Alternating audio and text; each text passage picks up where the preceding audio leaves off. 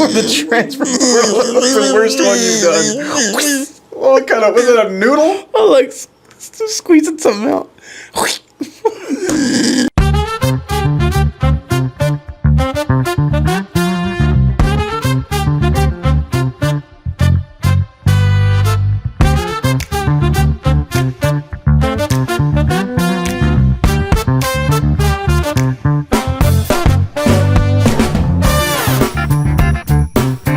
Welcome into Red Raider Recon, brought to you by Cantex Roofing. I'm Clint Scott. He's Rob Burrow. Today we're talking Texas Tech, Oregon in the Orange Bowl. That's right. It's the quarter final.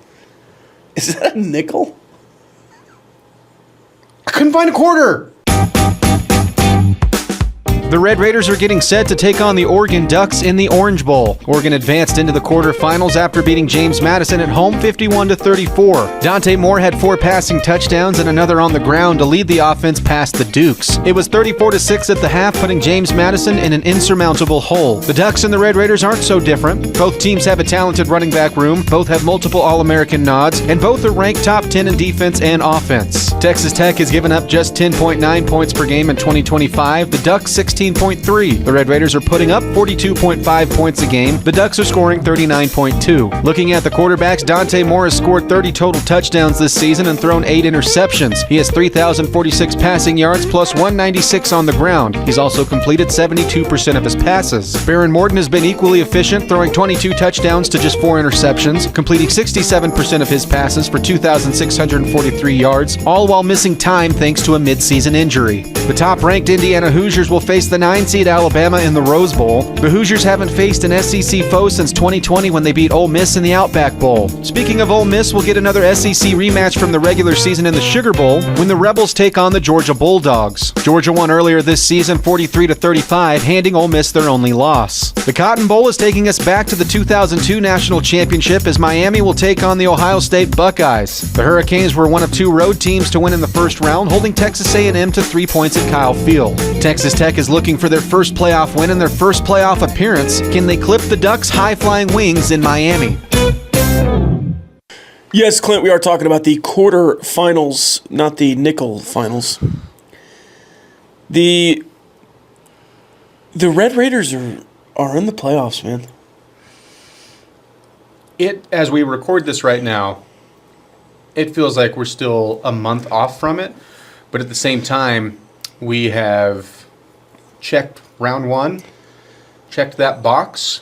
I would say overall, very entertaining. We'll get into some of the good and the bad from it.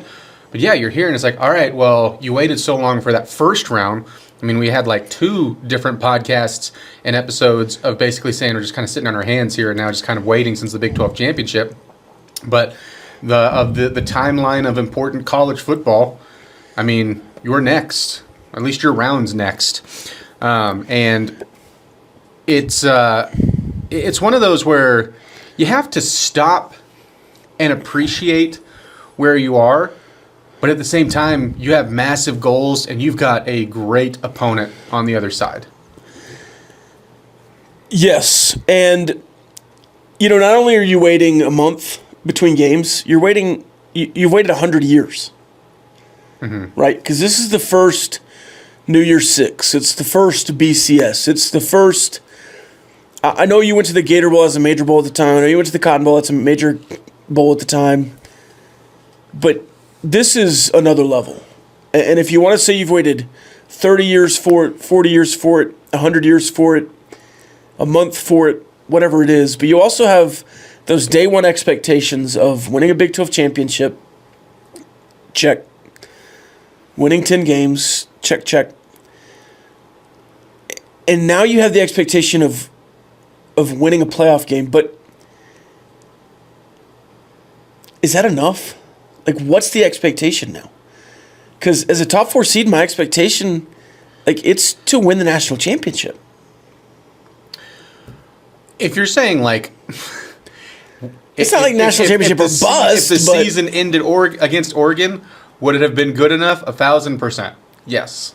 Yes, you accomplished what you needed to, but you are in good is the enemy of great, Clint. I think you're in an important game, not just for you, but for the Big 12. Because you're trying to single-handedly change the perception, and we'll get into this, but this is what Oregon right now, who finished third in their conference, is throwing at you. Like, oh, we have better wins because we've just been playing in the Big Ten by default, which, again, when we break this down a little bit more in a little bit, I just don't think that is true. They've had some good wins, but they're trying to negate any of the good wins that you've had or how you've won games just because of your conference. And the Big 12 and the ACC, right now it's turned into the G6 is the target, get them out of the playoffs. But if the Big 10 and the SEC were being honest, you and the ACC would be next. They don't care about the big brands that might be in the ACC that are pretty dormant right now. Yeah. And they certainly don't care about anybody in the Big 12. So, I mean, you're in a perception game for more than just you. But then you look at like your own goals and your own expectations and how they change. Yeah, you could absolutely go win a national championship. Oregon's saying the same thing. I think everybody in the field, I said this last week, I thought 1 through 10, everybody was talented enough to go make a run to the national championship. Obviously, it's a little bit harder depending on the roster, and there isn't a perfect roster in college football, but I think these 8 teams that we have left are really close, and you're, in my mind, right there towards the top. Past just the CFP saying, yep, you get a bye. Just how the roster is built and how you play the game. All right. You ready to give 3 thoughts on the weekend? I'm so ready. How about you take it away, Clint? First thought. First thought. There was a lot of bad football played in round 1. I was thoroughly entertained the whole time. Don't get me wrong. And the whole time? Most of the time, I was entertained. I was entertained by 3 of the games. 1, because it was your opponent in the next round. 1, because it was some knockdown, drag-out, defensive football with no scoring, and that's my kind of game. And the first night was just an exciting game. 17-0 comeback, all of it. Yeah. Mini-men. I had fun wish death upon me. I was entertained by Ole Miss and Tulane until Ole Miss had scored 2 touchdowns. And I just watched it. Because it was like, are they going to come out slow? That sort of thing we talked about. No Lane Kiffin. And they were just like, no, we're good. Yeah, entertained though. I was entertained by the first round, but that doesn't mean it was all good football. Oklahoma and Alabama, they took turns depending on the half of who was playing bad football. I loved your investigate that punter. What was that? And then that kid went to LSU. That's right. So we could talk to someone who could reach out to him. Yeah. Sorry, I didn't mean it. And then you go into Miami and Texas A&M. And I thought both defenses played really well, but I also thought both quarterbacks were pretty underwhelming. Speaking of special teams, miscues, I know it was windy. Who cares? That was not the defining factor of some of those misses. That was not good football, yeah. And then Marcel Reed was more accurate on 20-plus balls than he was 5 to 10 yards, and that's not a compliment. So, I mean, I also thought for Miami, like, you've got a guy who's having a career day, and when they did and didn't choose to give it to him was just so confusing to me. Leaving points all over the field.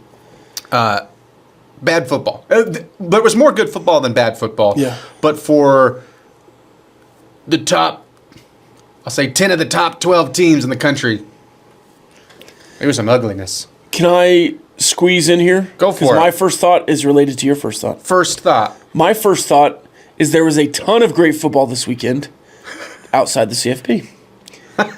We had the FCS playoffs, the Montana State game, which was really close until the end. You had Ferris State, That's the D2. One of my favorite descriptions. It was really close until it wasn't. Until it wasn't. The D2 playoffs were at the same time. And then you had UAL high school football. Harding, you tried. You had a great season. You did. My parents' alma mater, you tried. Out of Arkansas. Yep. Yeah, I think Ferris State beat them. Yeah.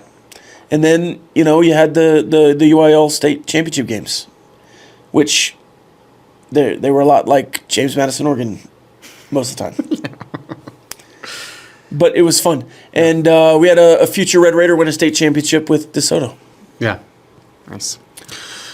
So, yeah, we thought fairly And again, it's not, when I say bad football. I haven't watched them all. I'm not sitting there going like, boy, these teams suck or anything like that. I thought that I don't know if it was jitters or what, but especially in the two Power 4 games, there was less than ideal clean football, and I think both coaching staffs would say that. Yeah. Or all 4 coaching staffs would say that. Like, did Alabama have the best game but the worst quarter out of those 4 teams? Yeah. Yeah, because they won 34-7 after or 34-0 after the. And there was a stretch. It was 34-0. Oklahoma forgot how to tackle with that elite linebacker unit they have over there. Second thought. James Madison moved the ball. Yes. They did. Yes, they had just over 500 yards of offense. Yes, regardless of 28 second half points, Oregon had that game in the bag. And yes, there was a definite, took our foot off the gas pedal there from Oregon. All that is true. I'm talking about the first half. Oregon moved the ball. If you look at their first 2 drives... James Madison moved the ball against Oregon. If you look at their first 2 drives, 116 yards of offense.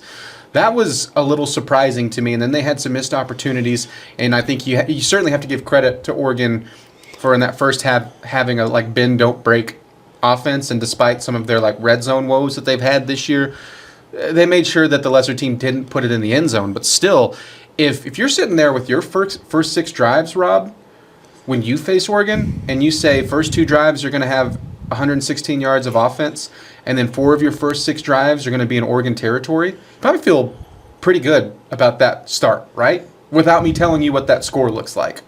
So I think a lot has been made of the total number for James Madison, but I do think if Oregon had really just not backed off that game in the second half, that it would be a nothing story. We wouldn't say that they gained 500 plus yards, but they weren't just gashing them the whole time. But they moved the ball when Oregon had their starters in and were absolutely trying to stop them and shut them down at home. They ran the ball effectively. You want to do your second thought? Yeah, I've got another one from that game. Second thought? Second thought, Oregon looked incredibly explosive. Mm-hmm. But there were... This is anecdotal, but 15 tackles at the line of scrimmage that were missed that turned into major yak. Oregon is fast. Mm-hmm. Offensively, defensively, that's a fast roster.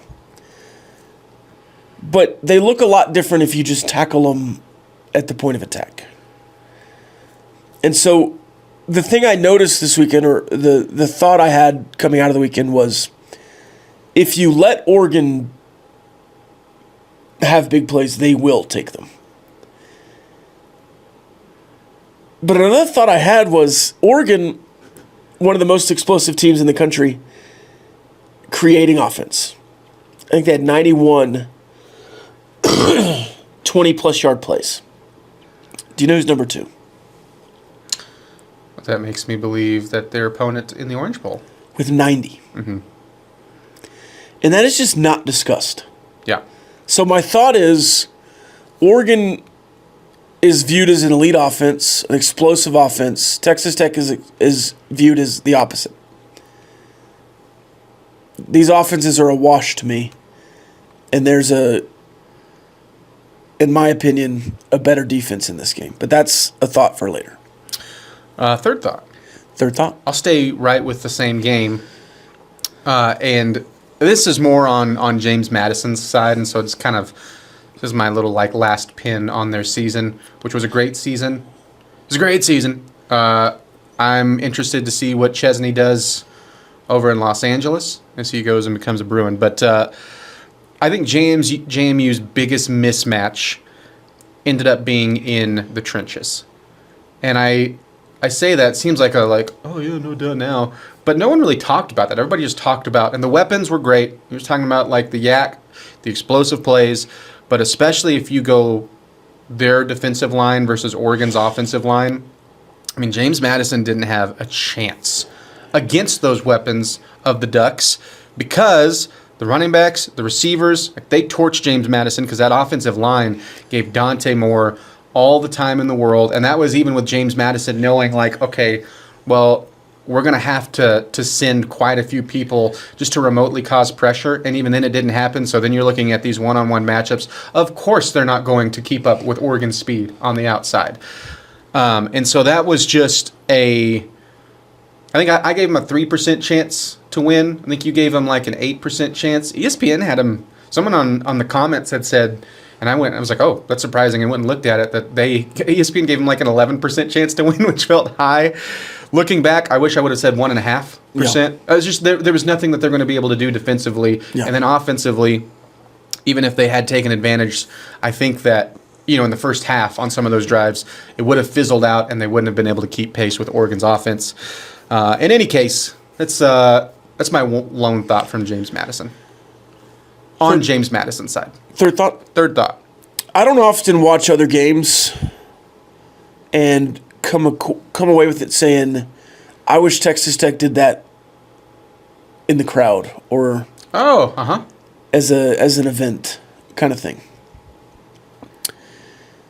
Because I think Texas Tech, the drone shows and the fireworks and the smoke, I think they do a great job.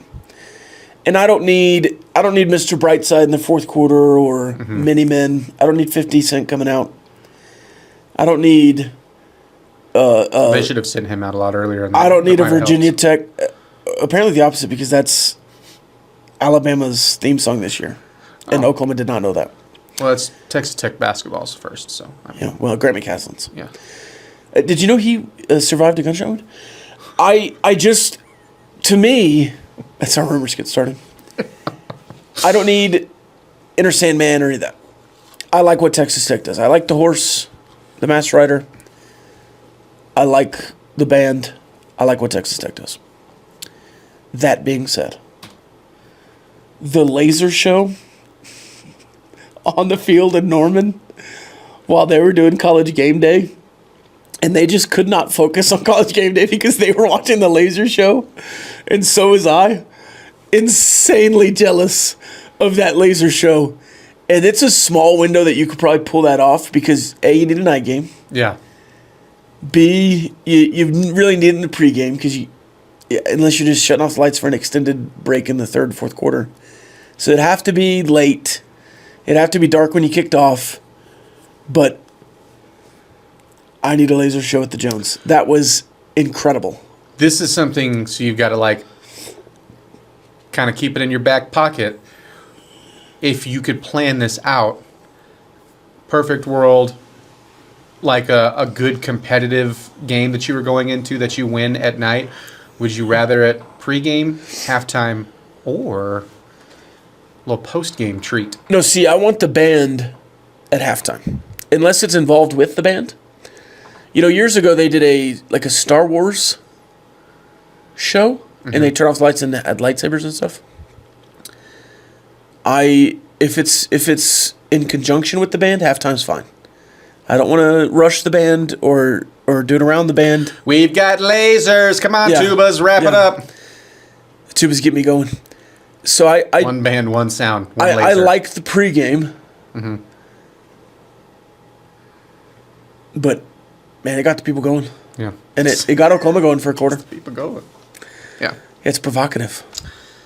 Yeah, that's a good pick there. Good pick. I also enjoyed that. Yeah. College football playoff round one. Round one. Did we fight?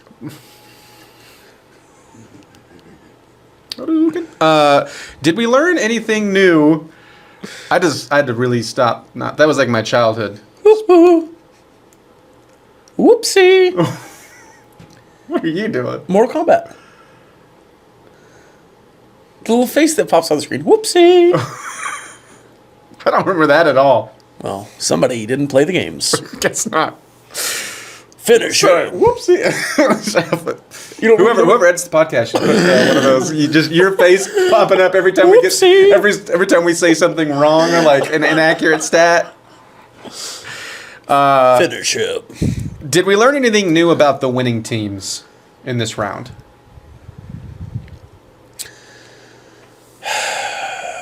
That was my learned, reaction. Okay, so we learned that Ole Miss, at least for the first game, is status quo. My takeaway from them is if they lose to Georgia, I don't think it's because they were without Lane Kiffin. Yeah. I think that they have found a way to at least be functional. Miami was what we thought they were. Check. Alabama is who we thought they were. I have a little bit different on them, but I'll let you keep going. Well, I think Ty Simpson and Alabama played really well after Florida State up until, week 10 or 11. Mm-hmm. No, I think they played pretty bad football the last month of the season. So maybe the thought is that they're kind of back to what they were when they were rolling. And then, Oregon, James Madison, I didn't learn anything there. It's like shocker. Oregon's explosive. Oregon is really good. Yeah. And then in the last game, that's all four. Yeah. Ole Miss, Alabama. The only thing I Miami. would change from yours, because we had a similar thought with Ole Miss there. Alabama, it's not that maybe we didn't learn anything like new about their team, so maybe this is cheating on this answer. But I think there were some questions. Like if I had told you that Alabama, from what we had thought about them going into the playoff, the last month of football that you're talking about, getting waxed by Georgia in the SEC championship game, if I was like, hey, they're going to be down 17-0 at any point in the game, would you have guessed that they would have had any sort of fight to come back? I would have thought, wow, Oklahoma scored all of their points early and aren't going to score anymore. So yes, I think it probably would have been more of a chip away and not how it happened. The pick six helped. Yeah. Mm-hmm. So Sure. Speaking of bad football on that one, what was that? he made some bad decisions. Mateers.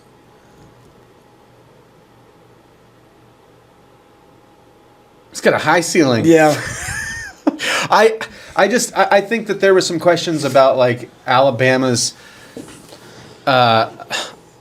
ability to keep going in the face of adversity in a game, like major adversity. Lank, man. Let a naysayer know. That was a great college game day moment too. With Reese Davis. Yeah. That is not where I thought you were going. Let the professional work. Yeah. Do it as reader.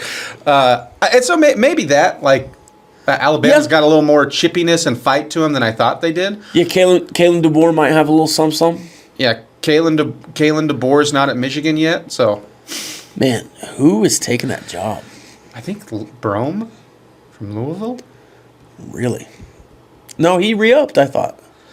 What I saw. Oh, he re-upped and then they're going to go anyways? Today was look out for him, but I mean, I don't know. I'm just throwing out just let Poggi have the job. Just give it to Biff. Let him keep it. Yeah. Let's go sleeveless practices in Ann Arbor. Let's do it. By the way, pro fat guy moved to cut the neck of his shirt. Uh-huh. Mm-hmm. And then also, Jeff Brom was a trivia answer today on the Daily Dozen. It was actually Brian Brom, but. So he wasn't an answer then. Well, it was his little brother. Right, but he wasn't an answer. We got to the answer because of Jeff Brom. But he wasn't. It wasn't his. So just how good are the Ducks? It's like me saying, so just how good are the this Ducks? is your sister. So just how good are the Ducks? This is your sister's podcast. So just how good well, I are mean, the you're Ducks? on it, so technically. So just how good are the Ducks? Just saying. It doesn't make any sense. What'd you ask? Why don't you get your nickel back out? Whoopsie. What was the other one you did? You did like a Mario noise. I did like a Mickey Mouse. What did you do? I did a Mickey Mouse laugh, and then I was like, no, he says whoopsie. Ask me that question I thought it was just a noise that he did. Yeah. But he says whoopsie. Okay. Do I need to pull this up in the middle of the podcast to show you? No. No, I believe you. I believe you. So just how good is... I feel like Jiminy Glick. So... You want a donut? So just how good is Oregon? They're for real, man. They're very good. They could win a national championship. Like, I'm looking at other teams' matchups, and I think absolutely you have the toughest one. I would feel better if you were facing Alabama. I would feel better if you were facing Miami, and I'd feel better if you were facing Ole Miss. But this is still a game that I think you're going to have every shot to win. That's not me being like down on you. I think you have the best opponent of the teams that advanced out of the first round. And offensively, I'm curious if you agree or disagree with me here. If I was an Oregon fan, I'd flex my offensive line way more than what they do. Because we hear about the speed, we hear about Dante Moore, and I think that running back room is legit, and I think Dante Moore is an incredibly talented quarterback and can make all of the throws. I'll get to him in just a second. But especially like center, left guard, and really you can go the whole interior, but those two are your like all-American type of guys. And then you go left guard to center, right guard. I think that is an argument for maybe the best interior trio in the country. They're at least top 5 to me. But then you also look at the tackles. Isaiah World is a giant left tackle. I think a second round kind of guy.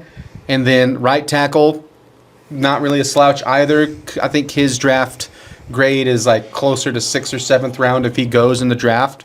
But it's a nasty unit. And I don't think that Oregon builds up the offensive line enough because they're so brainwashed into talking about how good their receivers and running backs and quarterbacks are. But that offensive line is super talented, very tough, and I also don't think that they get talked about enough for their physicality because we don't think of Oregon, again, as a brand. I think Dan Lanning would absolutely hate this and disagree with it, but as a brand, we don't think of Oregon as a physical football team. We think of Oregon as a fleet of foot football team, and that's just not the case with that group up front. So I think, again, if I were a Ducks fan, I would be bragging about the offensive line way more than what they do. That being said, that battle is going to be awesome to watch. And then you get to like the running back room and Noah Whittingham, the senior, Jordan Davison, De'Ara Hill Jr., a couple of freshmen. They're really, really good. And Dan Lanning said the last we heard from him that Davison, who would be like, hey, he's getting carried off, getting helped off into the locker room with that right foot. Is he going to be good to go? And he said he expects him to be good to go. And I do think that's important because he does a little bit something different than the other two and offers, I think, a little bit more of a red zone threat and short yardage threat. But either way, like that's the first two things I would talk about Oregon. I would go offensive line and then running back room. They're really good. Mm-hmm. I agree with what you said. I think their offensive line is underrated. I think Texas Tech has played as good offensive lines or better. I think Utah, you could look at and say that's a really good offensive line, and you handled 100%. them. But just without the Texas Tech aspect, yes, Oregon is tougher than you think. Oregon is not the Chip Kelly flashy Oregon. I think they are explosive, but I think Dante Moore is kind of an underrated weapon. Mm-hmm. They're fast. They're fast at every level. Yeah. Offense and defense. So I do think that Oregon is a unique opponent. And I do think that the closest thing you can get to Oregon that Texas Tech played this year is Utah. Maybe Kansas State because of Avery Johnson and Dante Moore. But which is funny because we talked about this off air and off podcast too, that we both agreed on that, and then you hear like Coach McGuire say that exact same thing. And not a 1-for-1, like physicality, good offensive line, like you said, just an overall tough team on both sides, but also they can sling it around a little bit more. Maybe a lot a bit more. Yeah. And the quarterback's healthy. Oh my gosh. What is the Utah-Oregon love fest that I have seen and I have noticed? Utah wants to be in the Big Ten so bad. Yeah, and they're old Pac-12 buddies. I don't get it. Does Oregon feel the same way? I don't think they do. I don't think they're so. viewing Utah as their old Pac-12 buddies. No, they were still like the new kids. If Oregon was out of the playoff and Utah was playing Washington. Well, like if they were playing Ohio State or something. Yeah. Indiana. Yeah, I don't think they'd be all in on Utah. Sorry, maybe. Sorry, Indiana. We don't want the payout. Utah is our I don't know. faux rival, which, that didn't make any sense. Didn't make any sense. Dante Moore is interesting. I'll say this because I think he's being looked at as one of the first 5 quarterbacks being taken in the draft. I hope he stays at Oregon. I think that's good for college football, and obviously that would be great for the Ducks. People are going to think now that I'm making a joke because I said this about John Mateer in a backhanded compliment kind of way. Dante Moore does have a high ceiling, and I think we've seen him grow from his year at UCLA and then sits behind Gabriel last year. And it's like, okay, because I think there's a little bit of questions around what you saw at UCLA, which is unfair because he's a true freshman coming in and they're like, hey, save us, Dante Moore, please. And that's going to be tough regardless of how talented you are as a quarterback. But I think you've seen him grow as a passer, and you see the jump off the page type of tools that he has with his arm, and he's got really good weapons that he can just out-throw typical defenses. But here's the issue. It hasn't been a perfect year for him by any means, right? The best defense that he's played struggled against with Indiana at home. Also struggled against Iowa. And what's interesting about that is Indiana, I thought, showed you the recipe of how to typically beat Oregon. It starts with stopping the run because they had like 85 rushing yards in that game, and then get after Dante Moore. He was sacked 6 times in that game. Just was not pretty. Iowa allowed a ton of rushing yards in that game, and that was at night. If I'm remembering right, that was like a really cold game. All the typical things you'd think, that's in Iowa's favor. In any case, that offense typically goes with Dante Moore, and if he's ineffective, the scoreboard's going to show it, and it did in that game. You also have another weird game against Wisconsin that they win. He leaves in the third quarter, face injury. It was rainy. Either way, he was ineffective in that game, and that's why it only winds up as a 21-7 win over a horrible Wisconsin team. So there is the ability to make him have a bad game, and in some ways make his head spin. Yeah, and you look at Texas Tech and that first BYU matchup, you didn't sack Bear Bachmeier a ton. Mm-hmm. You really didn't sack him a ton in the second one either, but Devin Dampier against that Oregon offensive line, you didn't sack him, but the once I think at the end, you affected those quarterbacks though. Mm-hmm. That's what Texas Tech does. Even if you don't get sacked, even if you're not sacked a bunch of times, go back to the Houston game where Zion Chris, whatever the name is he added to his name, comes in and he rushes for 60 yards in the second half. And you're like, oh, wow, he was really successful. No, he was running for his life. And instead of a 15 or 20-yard pass play, it was a 3-yard run. Mm-hmm. And they had to do it over and over again, and it kept him behind the sticks because you affected the quarterback's pocket. And I think, obviously that's the goal for Texas Tech and Dante Moore, to affect the pocket. And I think you can do that. And he's shown that at times he needs the pocket. And Oregon has done a really good job of providing that. Yeah, I think, again, the recipe to me, stop the run. Well, pretty dang good at that. I don't know if you know this. Yeah. Kind of the best in the country at your run-stop rate. And then, when you get him into passing situations, well, then you have to pressure Dante Moore. Well, you've been pretty dang good at that. But also not just pressure him. Again, going back to looking at where James Madison was outmatched, and they're not the only teams that were outmatched in this way against Oregon, you have to do it without leaving your defensive backs out to dry, right? And how do you do that? Well, you cause pressure without sending a bunch of people, and guess what? Darn it, you're good at that too. So that's where I think you're not, if you're an Oregon fan that's going into this game, I think, here's your disclaimer, neither fan should be going into this game like, we're going to blow out the other one confidently, because I think this is a terrific matchup. I really do. But if I'm talking to Oregon fans, again, going to we're wearing the Big Ten logo, you're wearing the Big 12 logo, you have not been watching accurately just how good the Texas Tech front is at affecting games and making good players look like bad players and making great players look like average players. And not just quarterbacks, offensive lines, running backs, wide receivers, tight ends. Pretty good one over there at Oregon.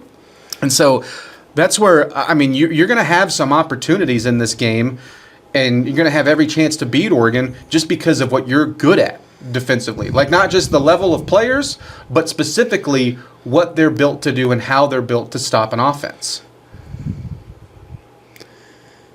Agreed. So you look at Texas Tech, you look at Oregon. We just explained how good they were. Yeah. Who has the more impressive wins, Texas Tech or Oregon? College football playoff standings would tell you it's Texas Tech. Yeah. I mean, if you look, you physically dominated the 12th ranked team twice. You physically dominated the 15th ranked team at their place. Oregon survived the 23rd ranked team on the road and had a really good win over USC 16 at home. And I would absolutely throw in that Washington win as a good win on the road. There's another defense that I thought did some nice things against Oregon, but offensively got shut down.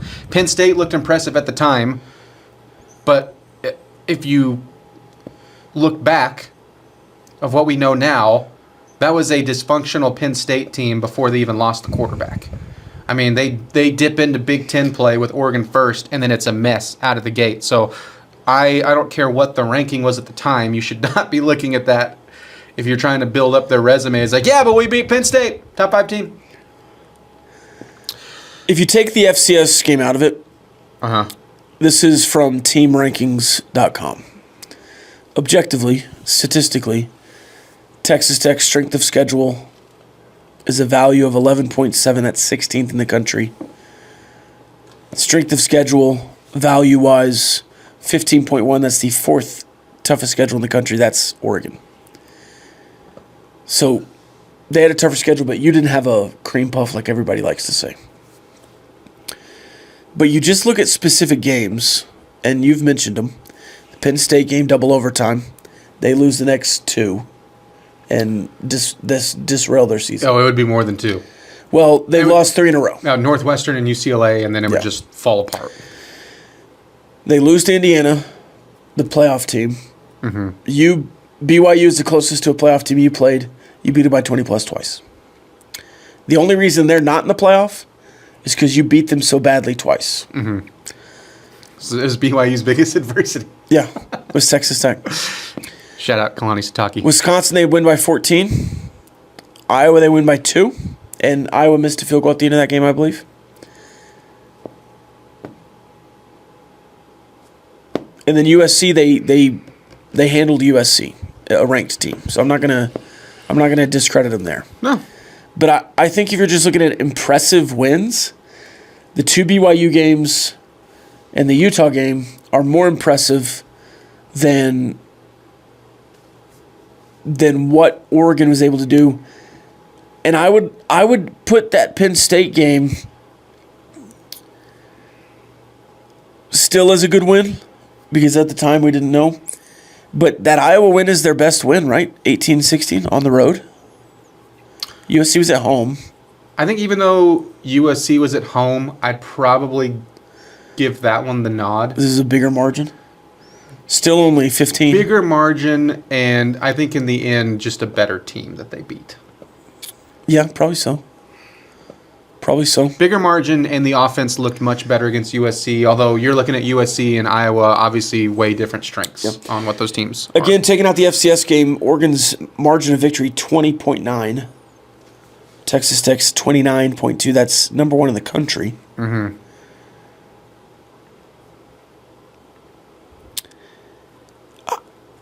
Their in-conference strength of schedule, 24th, Texas Tech's.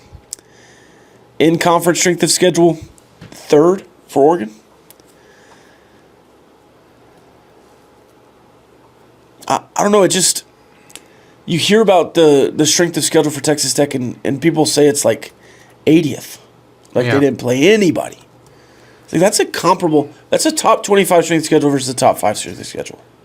That's a 9-point margin of difference in total games. You take away the Oklahoma State game, right?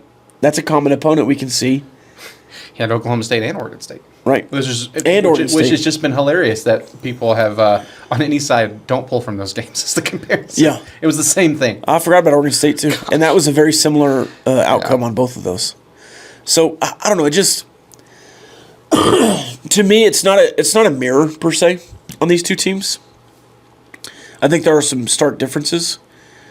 But it did not surprise me at all to see this was the closest line of the quarterfinals. At 1.5. There are some people that will make an argument that would make it seem like Oregon played Ohio State and Indiana every single week, and all you did was play final week West Virginia over and over and over and over again in the conference. No. But in reality, if you go and look at Oregon's schedule and you're looking at, oh, hey, look, there's Oklahoma State. Oh, look, there's Oregon State. Oh, look, there's Northwestern. Oh, look, there's Wisconsin.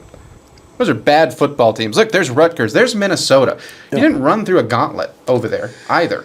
Now, conference schedules are tough. This is something that bothers me. Yes, if you have a good run in your conference on any of the Power 4 levels, you should be proud of what you did, and you should absolutely be using, if you go undefeated, if you just have one loss, look what we did in conference play. But not in the comparison of but look, we played 2010's Alabama every single week.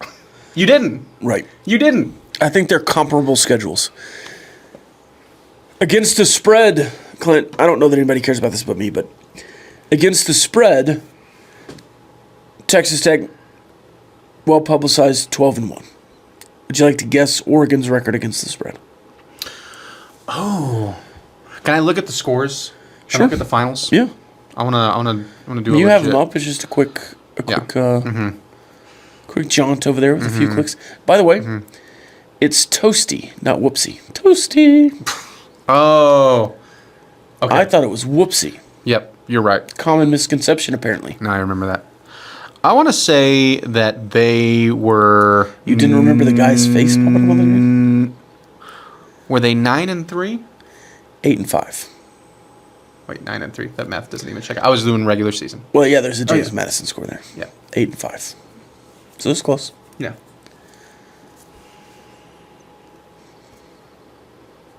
Interesting. No, I know. No, There's some closer games, tougher schedule. What would Texas Tech have been if they played Oregon's schedule? I think it would have been similar. Yeah. We'll see if you get to play Indiana in the next round. You can have another common opponent potentially. Can I flip the side of the ball now that we've talked about the offense? What do you think of Oregon's defense? Because, I mean, that's been a big storyline, and it needs to be because you're both top 10 scoring offenses and scoring defenses. Yes. And they're 9th in both, and you're much higher in both. Yes. Just to clarify. Yes. I think Oregon's very good. I don't want an Oregon fan to find this and be like, these idiots. No, I think we've said that. Yeah, I think we started out with saying, hey, they're really good. pretty talented. No, just not as talented as you. Oregon's defense is very good. They're fast. Yeah. They correct mistakes in plays. Yeah. There are defenses that correct mistakes during drives. Oregon's fast enough to correct them during a play. They are really bad on 4th down. 128th in the country. They're also not great at stopping you once you're in the red zone. Yeah. At 120th in the country. Which is it's got to be good to see. Something's got to give there, right? You can't score in the red zone. Yeah. They can't stop letting people score. They're decent on 3rd down, but not incredibly good. They're best on 1st and 2nd down to not let you get to 3rd down. That's when they do best, or not. You know what I mean? Those convertible 3rd downs. Yeah. Where they're elite is yards per play, 4.2. That's 6th in the country.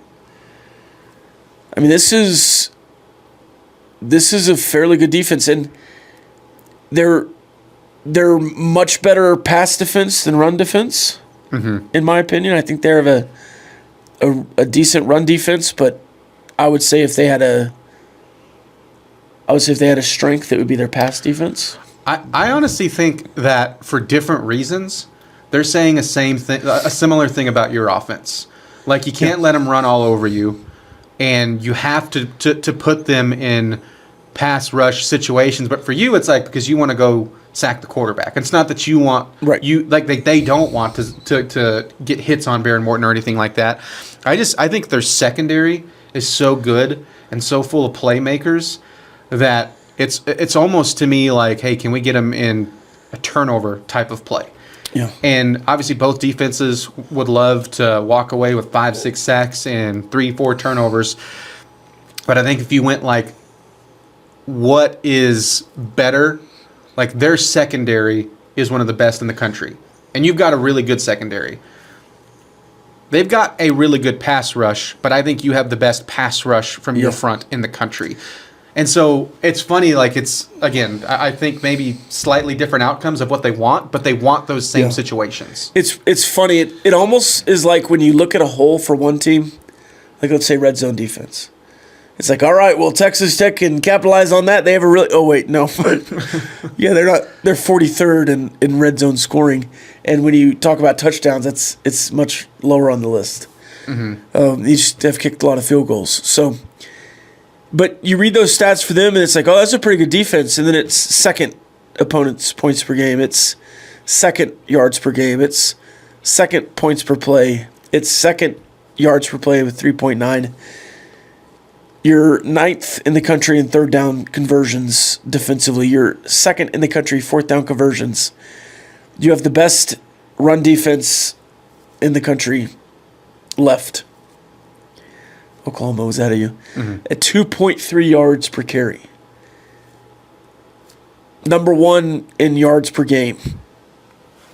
And that's seventh in rushes per game. So it's not like you just were ahead by 20 and people weren't running the ball against you. They were trying. Right. Now, they're a little better pass defense than you. What's interesting, though, is you're 121st in passes per game against you because people are trying to catch up. That's not like a bad rank. It's actually a good rank, right? Right. People are throwing against you. But 21st in the country in yards given up. So you're one of the most thrown-on teams in the country, but a top 20 defense in the opposite. I think the real difference here might be takeaways. Yeah. You're much more adept. They take away about a half a turnover a game. You take away 1.5 a game. And theirs are almost, you're more split, but theirs are way, again, going back to the secondary, more in the interception territory. You look at 13, which I think this is impressive, 13 interceptions this year from 10 different players. So it's not like they have just don't Wow, that's 130 interceptions. Just Toasty. 13 interceptions spread across 10 different players. All right, pal. Toasty. That's going to be stuck in my head all day now. But so they don't have like a guy like, hey, just don't throw it to that guy Island over there. Right. And then also I think you go from there and you have 3 distinct playmakers where you look at like on the front, Tatum Tuioti, really good. Linebacker Bryce Betcher, really good. And then Dylan Thieneman, who just as a football fan, I really enjoy watching play college football. Yeah. He has he's in that kind of hybrid safety role that you can see him in coverage. I can send him on a blitz. He's going to be a part of the run game and just kind of has some John Curry-esque. So maybe that position just leans into me enjoying watching that specific player play the game, but they also have to be good at it, and I think he is. But then you look at, it's almost like, and maybe Oregon fans would disagree, but in the secondary, it's almost like a no-name kind of defense because they have so many playmakers back there. There's not really a weak spot that everybody kind of blends together, and that 100% is a compliment. And so I think to what you're saying, like they don't have the same number of turnovers, but they're really good at forcing one type of turnover, and that's you making poor decisions in the passing game. This will be the third time you've played a Bear, though. How about that? Bear Alexander. Yeah. From Texas. Texas native. I believe number 1, right? Yeah, I wanted him out of the portal when he was leaving USC. I'm happy with Leonard and AJ Holmes, though. Yeah. I think it worked out for you. Do you want a quick little guessing game? Because I wouldn't have got this right. Yeah. Trivia. Passes defended. They lead the Big Ten with 67. That's 20 more than the next closest Big Ten team. Who is right behind them with 47? Okay, you're setting this up in an interesting way. I probably would have said Indiana. I probably would have as well. And then my next thought would have been Ohio State. I'm going to go Northwestern. Illinois. Oh. Yeah, it's just kind of like a... Bert Bielema. Huh. I forget you call him Bert Bielema. Every single time I want to be like, it's Brett. And then I realize that you're doing it on purpose. Yeah, it's a Bert. Hey, Bert. Which that's actually kind of close to one of your normal laughs. Which is funny. All right. What? Hey, Bert. So biggest matchups. What position matchups are going to win or lose this game? So we just went through some, statistical matchups. Mm-hmm. Obviously, and we talked about this going into that Utah game, it's the offensive line, defensive line. And I think these tackles and your edge rushers, that's the matchup. Yeah. That's the game. But I also think these linebackers versus the running ability of Dante Moore is a matchup. And I think Baron Morton versus Baron Morton is a key matchup in this game. He's got to be quick, man. He's got to get out of his own head. And yes, that pass rush, yes, your offensive line, their defensive line, yes, their linebackers if they're blitzing, yes, Stan Lanning in his scheming, they're going to have some exotic stuff. They were preparing for you and James Madison at the same time. Sure. So I don't think you have a big advantage here. And even if it was the case, they still have 10 days. If they had just focused on James Madison, don't even think about Texas Tech yet, they would have more than enough time to be ready. So Baron Morton, after the first BYU game, I think has been really impressive. But that BYU game is sticking in my mind because he was just so slow mentally and late on everything. Mm-hmm. And if he's not looked good in his career, it's because he's been late on things. Now, sometimes it works out. And he looked really healthy getting out of the pocket and finding Caleb Douglas in the Big 12 championship game. But I need Baron Morton to be fast Baron because I think fast Baron is very good. So you went O-line, D-line. Oregon D-line. O-line, Tech D-line. Yep. And then Dante Moore versus Jacob Rodriguez. And the linebackers. And then Baron versus Baron. Yeah. We only switch one, and we went in the same order too. Because I agree. I mean, their tackles versus your defensive line, if you were able to make life miserable for Dante Moore, I think that's going to go a very long way for you winning this game. I'll just jump to the third one. Yeah, Baron, one, you have to play smart football. I don't think that this has to be a game like, if we're going to beat Oregon, we're going to have to throw for 400 yards. That's not what this is. That's not what this Oregon team is. It's not what you have to do to beat the Ducks. And frankly, they probably want you to throw it a ton. Uh-huh. Again, going back to that secondary. And you went Baron versus Baron. I like that wording. I would say I would just go Baron versus the secondary, but it's the same ending result of what we're looking for there. Because I think your receivers are going to have to win some battles. You have to get open. But I think you've got to play a game where you're able to trust your defense and not put them in adverse situations. And I'm saying trust them by just, all right, if it's not there, we don't need to force it. Now, if you get into a scenario for some reason and you're down 10 late in the third quarter and the game is kind of flipped on its head, you're going to have to readjust that. I mean, you're going to go for a fourth down at your own 37 or something. My second one, I love the Dante Moore versus Jacob Rodriguez pick. If we had gone 5, it would be on there. I guess I'll put this, your running backs versus their linebackers. They have been such a vital piece of this offense. They have to be good. Like, they have to be productive. And maybe you could say this to the offensive line. Sure. Scheme, sure. Mac Leftwitch, sure. In any way, shape, or form, Cam Dickey and Jacoby Williams, in some combination, have to have an effective game. And that goes from running the ball, that comes from being receivers, and maybe for Jacoby Williams comes in special teams as well. I don't see you beating Oregon if you don't have a good day with your backs. And so that's where, looking at some of those, specifically those three playmakers that I said, you could say your two running backs versus them, because they're going to be around the ball a lot when you're looking to make plays with Jacoby Williams and Cam Dickey. So that would be my number two. Yeah. I don't think there's like a wrong answer there. No, yeah. All of those, yes. Yeah, you want to keep going coach speak, like, oh, you got to be better at special teams than them. Like, well, yes. We've seen that to start the playoffs. What about Mac Leftwich versus their offensive line coach? Cutter Leftwich. His brother. I don't know what Cutter Leftwich looks like. He looks like Mac if Mac played offensive line. I was going to say, is he bigger? At McNeese State. Is he bigger? Yes. Yeah. You know, he kind of looks like you. Oh. So you think when Mac Leftwich is tuning into Red Raider Recon, he's like, no, that's not him. He would have told me. Like that? That similar? A little bigger than you, but beard, larger than you. He's bigger than you.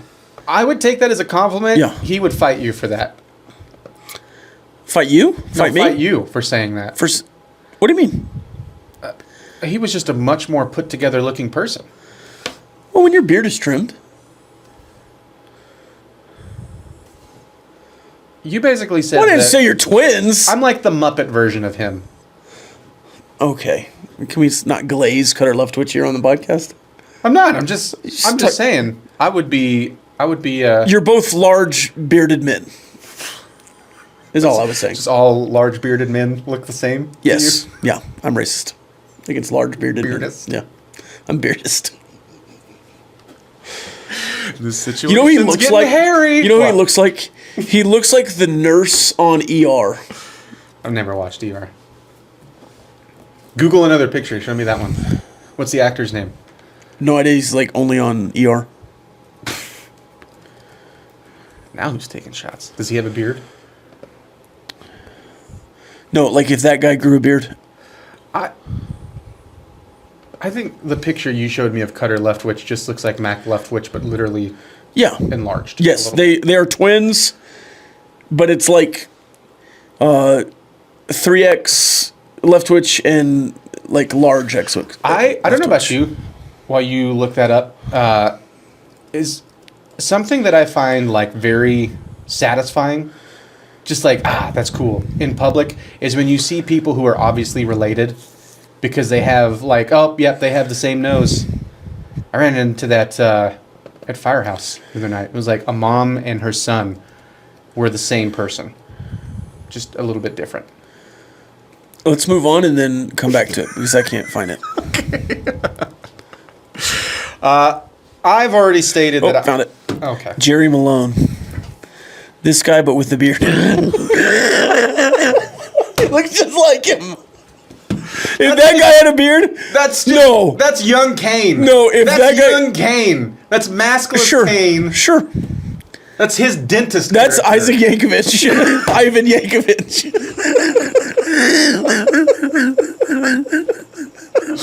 The medical coat did not help that at all in my mind. They look exactly alike. If you're still with us on the podcast. So who's the toughest matchup of the 4-bye teams? So I've already said I think you're easily the toughest matchup. It's Oregon. If I said you couldn't say you versus Oregon, and I'm looking at this from like the 4 teams who had a bye, you're the easy answer. I think up next, I might take Georgia. Here's why. Ole Miss? Yes, you give yours in just a second. Here's why. if you go back to that first meeting that Georgia won at home, Ole Miss had them in a hole. And Georgia had to come back and win that game. I know it was against Tulane, but I didn't see much of a drop-off with the crew that they have going over there. Speaking of a team that they've already seen. If Ole Miss can find a way to repeat the first 3 quarters of that game and put them in the same situation, they can absolutely beat Georgia at a neutral site. Now, again, easier said than done. I understand that. But I think, like Gunnar Stockton, if you can put him in a situation that he hasn't been in much, where it's like, hey, you're going to have to go win this game for us. Like, he's had a really good season. I don't want to turn this to come off as I'm knocking Gunnar Stockton, because what he's done this year is he's just done what he's been asked to do. Mm-hmm. He's distributed the ball well. He's given it to the playmakers when they need to. They've trusted their defense whenever they've needed to. And there's only been one game this year, in my opinion, that it was like, Gunnar Stockton, you're going to have to go be Superman for us from the quarterback position. And it was Ole Miss. Ole Miss. If you can put him in a situation, again, Gunnar Stockton, to win this game for Georgia, young man, you're going to have to throw 4 touchdowns and rush for another. You're going to have a 5-touchdown day where it's on you. If you can do that with this same players, but little bit different crew and different leadership, sure. Yeah, 100%. I think Ole Miss can beat Georgia. I don't disagree with anything you said. You just wouldn't rank it as high. But I have a hard time ranking. I think the Miami defensive front can potentially provide problems to Ohio State. Yeah. But, I mean, Carson Beck. That's why I just have a hard time with Carson Beck. And then Alabama, I think, is playing really good football, like, except for, their last month. And I just... This is probably, if I was in Bloomington, right, or somewhere else, that I would be saying the same thing about Texas Tech. But like, Indiana hasn't been here before, and I know Kalen DeBoer is in his second playoff. He went with Washington, but I don't know. It just Indiana still seems like I might, if I was like power ranking what I thought was going to happen games, I'd probably go. I'm most confident Ohio State will win. I'm second most confident Georgia will win. And I'm third most confident that Indiana would win. Ooh, yeah, see, that's where, again, we're different. Because I don't disagree with what you said, but my view on Indiana is like, well, they've never been to a Big Ten championship, and they were able to overcome that and take down Ohio State, who I thought had put together the most complete regular season. Sure. So that's where I don't think any upset from who the favorites are would surprise me in this round. Right. If you had if Miami poured a bunch of points on Ohio State and beat them by like 21 or more, that is something that would absolutely be categorized, I guess, as surprised me. But I don't think that that's how they'll win if they beat Ohio State. Spoiler alert, we're about to make our picks. I had one upset in the first round. Uh-huh. Technically 2 on the seed line. I picked Alabama and Miami. Well, on the podcast, I picked A&M. Speaking of which, somebody will deliver a monologue at the end of the podcast for you, since I wouldn't even say you got bullied. You bullied yourself into taking Texas I do this A&M. all the time. This is why I'm eating rotten fish on the end of the bench. You couldn't stand that we were picking all the same things, even though... Which is weird. What? Can't have similar thoughts as me? Are we doing a pick 'em, or are we doing a fun thing? I had fun. Yeah. I always have fun here. And if I wouldn't have said anything, you would have flipped, is what bugged me. No. We can go back to the tape. No, yeah, because you were like, oh, I don't know, I kind of want to flip here. I was like, well, I would pick Miami. And you're like, all right, I'll take Miami. How's that not exactly? That's the tape. No, I was going to take Miami. You flipped to Texas A&M. So I picked Alabama and A&M, at Miami, in my bracket that I'm looking at right here. In the next round, I have, again, spoiler alert, the top 4 seeds are moving on. I think the top 4 seeds are better than the lower seeds in this tournament. And I think the closest game still potentially could be Texas Tech, Miami. So Oregon. I wrote my scores down. Okay. Do you want to give us a score for each one? I didn't do that, but I can. Let's go. I don't want to be hindered by your scores. Yeah. So I'm going to read mine first. Okay. Yeah. And you can Okay. see. You can see. Well, I don't There's wanna see numbers. yours. There's numbers there. No, I believe you. Right there. I believe you. Even though whenever stuff on your computer. whenever we do the Texas Tech scores all year, you were like, "Oh, that's a terrible score." That said the same score I did, but No, it was a point less, different. which is different. So, where do you want to start? You guide me. Let's go Ohio State and Miami first. All right, chronologically. New Year's Eve, I'll pick Ohio State to beat Miami 34-17. I also have a 17. I'm going to take Ohio State to beat Miami 17-9. I think this game's about to be gross. I love it. I think it'll be no one was ever. I think when you actually get to the game, this is how I think it'll be played. This is how it'll be played out. I think it'll be not quite as bad as Miami Texas A&M, but a similar vibe as Ohio State Indiana in the Big Ten championship game. Except I think you'll go like Ohio State. They had that game. We weren't ever actually really scared of Miami going and taking that game, but it was just low scoring. So 17-9 Ohio State. Next game? Let's go Georgia Ole Miss. Okay, we left the chronological. Now we're going to go backwards. I wasn't actually looking at the dates. Well, this is New Year's Day, 7 p.m. Georgia, Georgia, oh my man. I'll go Georgia 24, Ole Miss 21. Let's not do that again. Though I did get several positive comments on it. Oh, Georgia, man. I didn't listen to your score. I was just waiting for you to look. I'm sorry. 24-21. 24-21. We also have this as a close game. I'm also taking Georgia, but bump up the scores for me. 35-33 Georgia. Bump up the score. Up it up. Okay. Indiana. I don't know what I was just trying to say. Indiana and Alabama. This is going to be an spectacular game.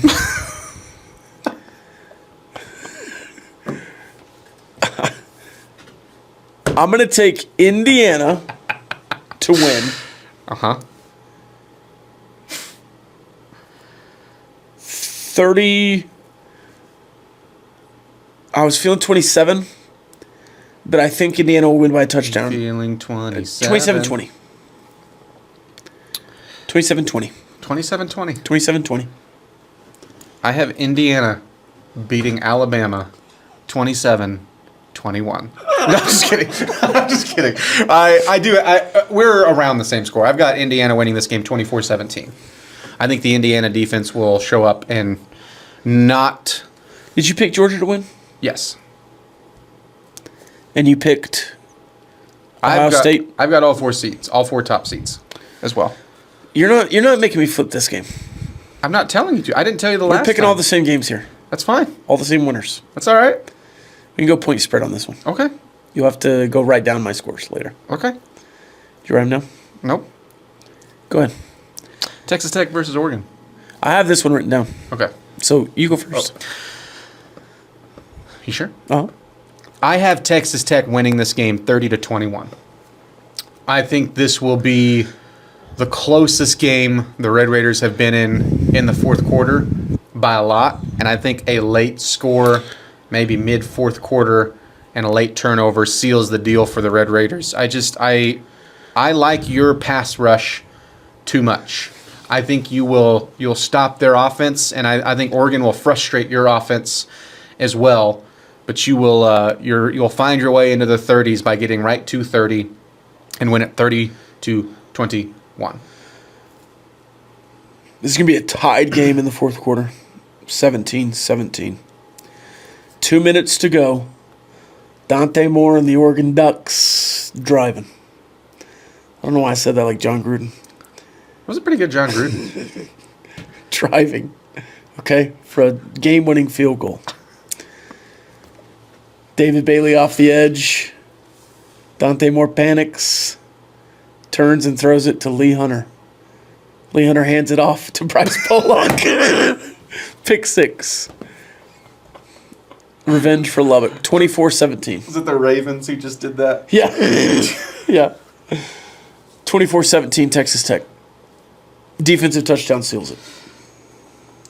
Again, I think we have a fairly similar thought on how this entire round will go. Yeah. But very on page for how we think that this specific game will go. So, yeah. I feel like you're the kind of guy that says orange with 2 syllables. Orange? Orange. I say, you know how many people I've annoyed with the organ draw? Millions. I've got to really think about the extra syllable in there because I just want to say organ, and I still do it. Organ. Even when I think about it. Organ. Organ. Wait, what's wrong with that? Well, it's like organ. There's like a little bit of a Oregon. In there. Oregon. Oregon? See, you're stressing it too much. You're an A away from turning that into an herb. Oregon. Oregon. Orange. Orange. Yeah. What do you mean you're the type of guy? Michigan. Do we have a fan question of the week? You want to do Big 12 Whiparound first? Did we do that last time? You're doing things in order? Oh, yes. I forgot you were doing this. Whoosh! We're doing this. How? I can't read that. Can't read what? The time on the clock. That's good. How long have we been going? We'll find out when we're done recording. Can you Glad read we're that? doing this Can you right read now. those numbers? No. Big 12 Whiparound. Sure. So we have some key names that have declared the transfer portal. That's the worst one you've done. What kind of, was it a noodle? I like squeezing something out. You step on a bug over there in a world of cartoons. Whoopsies. Toasted. Toasted. It was when you did the uppercut. Yeah, okay. All right. You don't remember the guy popping up on the screen? Key names in the transfer portal. Brendan Sorsby. Yeah, you can go down to some quarterbacks here, Josh right? Hoover. Like obviously Sam Levitt and Josh Hoover. I want to throw out just some names, and you just say from Texas Tech's point of view, you say yay or nay. To come here? Yes. Okay. Like you'd be interested. No, I've got him. I've got one in my mind right now. I'm gonna go in order of what I think you'll say no to yes to. Okay, all right. Lyric Rawls, safety from Kansas. Yes. You might say yes to all these then. I just said that because you were still you started to start the other way. No, I like Lyric Rawls. I thought he was one of their best defensive players. Oh, he was. And I don't specifically know what role he fits at Kansas. Could he play the Cole Wisniewski safety? Is Chapman Lewis just back next year? Is it Chapman Lewis and Brendan Jordan and John Curry? Yeah. And then you go get a linebacker? Do you forego getting a linebacker? Does Brock Golwis step in? There's a lot of things here. But yes, I would be interested in Lyric Walls. Okay. Baylor linebacker Keaton Thomas. No. Okay. There's another Big 12 linebacker I want. I had that flipped then of what I thought, since you said yes to one. I would have said yes to Rawls, but also what else is out there, sort of thing. That's kind of where I'm at with him. Sure. Wendell Gregory from Oklahoma State. Yes. Young pass rusher. Mm-hmm. He's a freshman this year. How about Iowa State defensive back Jeremiah Cooper? No. He wouldn't be on my big board. Okay. Omarion Miller. Colorado. Yes. Fast. Jace Brown. Kansas State. Yes. Fast. Last but not least, the easiest yes here, Austin Romaine. Yeah. Yeah. Yeah. Want. Did that surprise you? Yes. Yeah. It really surprised me. Yeah, it did. But I think he would... Can he grow a mustache?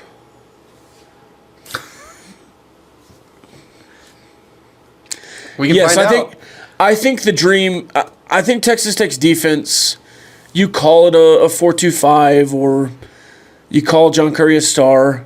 You're running a 4-3 with 3 linebackers, and John Curry has fit so well into that. Dingle, I don't think is going to be healthy to just be ready to play next year. And even if he is, John Curry was so good at that role this year. Well, that's the other thing. Why put him back inside if he's so successful there? Coach McGuire's already talked about, like, hey, obviously we're focused on the season, but Sheil Wood, by the way, I think this happened since we recorded last. Shout out to the contract extensions. Yeah. All the way around. Yeah. Let's go. Hey, Sheil Wood's already going back and forth of what he's going to do with Curry next year. Does he move him inside? Does he keep him at the star? And to me, again, this is like perfect world. If you were able to get Austin Romaine, that just like takes care of itself, right? Now this is also without knowing what other linebackers that's Ben Roberts, Austin Romaine, and then John Curry at the star. Yeah, there's your trio right there. Yes, that was the biggest one that I looked at. I'm like, I want that guy. Yeah, I want that guy. Yeah, so absolutely.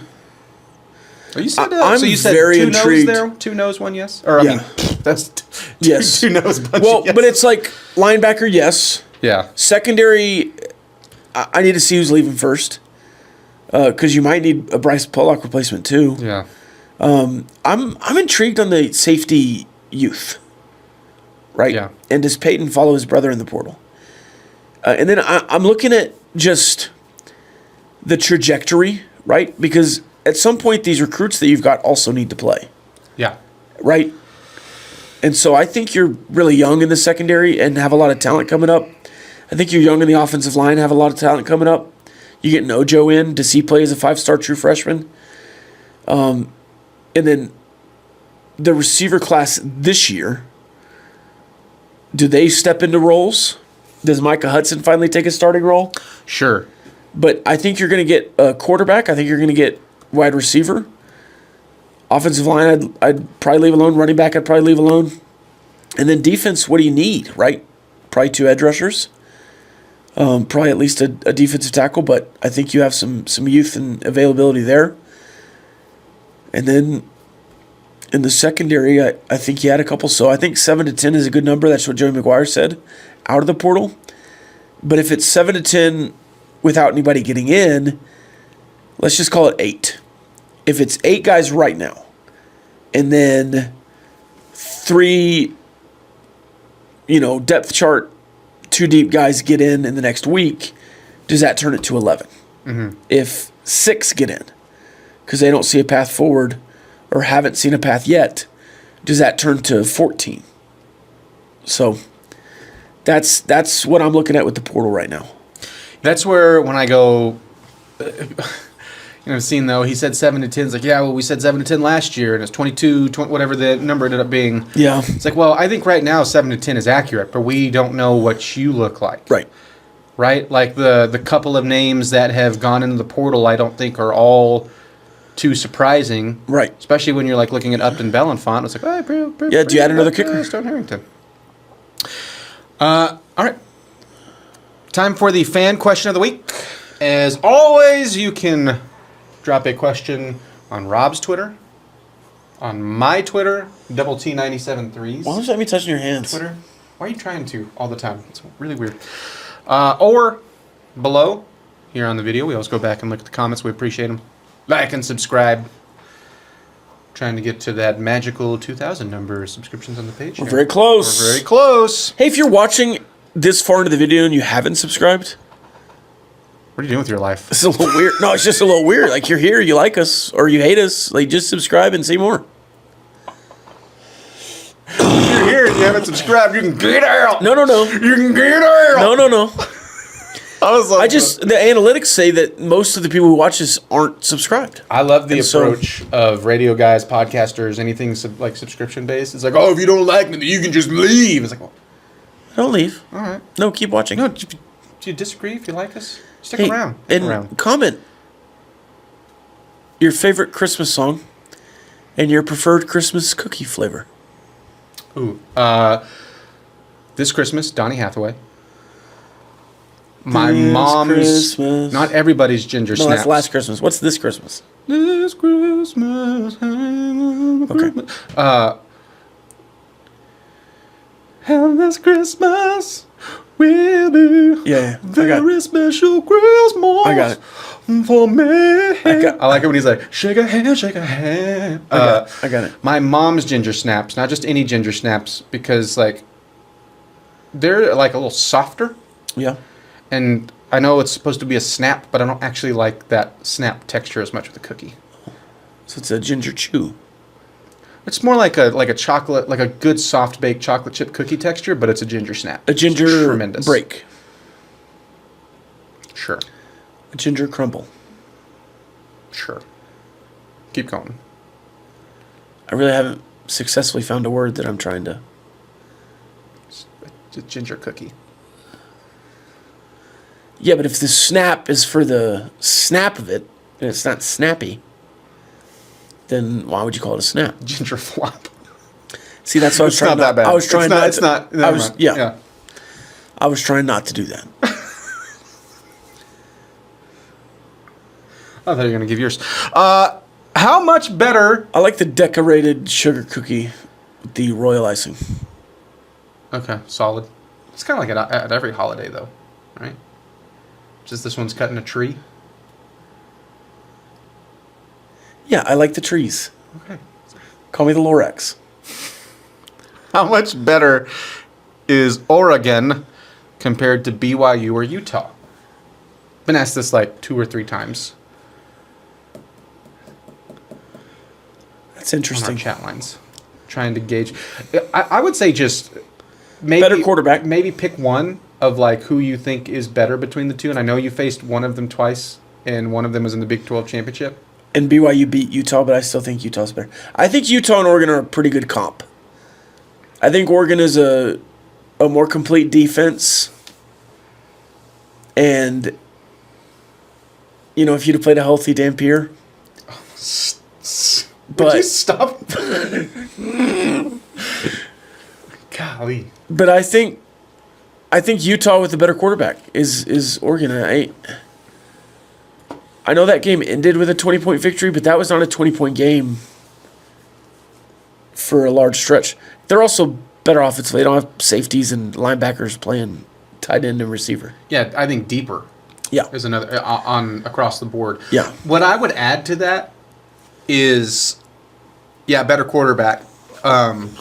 Even just like philosophically though, I think Utah is a good comp. But I would also say it's not just the quarterback that makes him a better or more lethal passing game. Like the receivers, Malik Benson is legit. The tight end is legit. Yeah, they're more dynamic at Oregon. They're blue chippers. They're blue Yeah. chippers. They've recruited well. They got in the portal. They If I- paid just like you have. If I was saying, okay, and take away like style and things like that, if Utah is here and you're here, just how close, where's Oregon on that, from Utah to you? For our podcast. So this is Utah, Yeah. and this is Texas Tech. Yes. I hate that I did this. I think it's much closer over here. Yeah. Yeah, Yeah, I don't think it's like halfway. but I would honestly say it's even like this, and it's right above halfway. Okay, well, does it matter where Utah is or Texas? Well, I mean, Tech this is Oklahoma State. Okay. Right. You're throwing in an outside factor Actually, I didn't put in this there. off camera is Oklahoma State over here. So And then do think Tulsa is just to right get where the- your computer is. Yeah, I think the context of it does matter. Yes.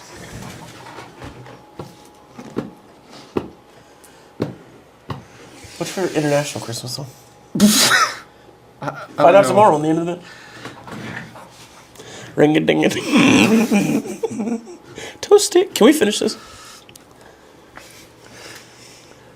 Thank you for joining us. Here My on hands are Red cold. Recon.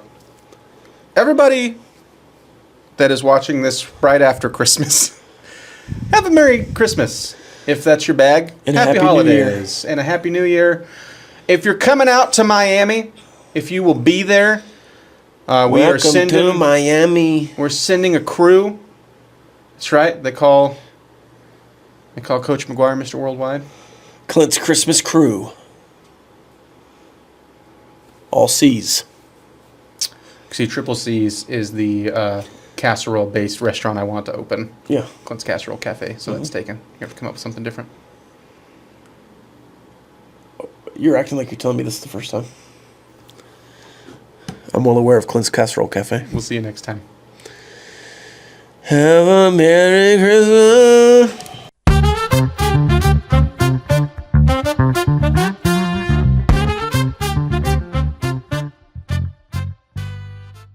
What are you saying to the Chiefs to get them psyched up for this Broncos game? Like a pregame speech? Yeah, like a pregame speech. I'd say it is literally impossible to be a woman.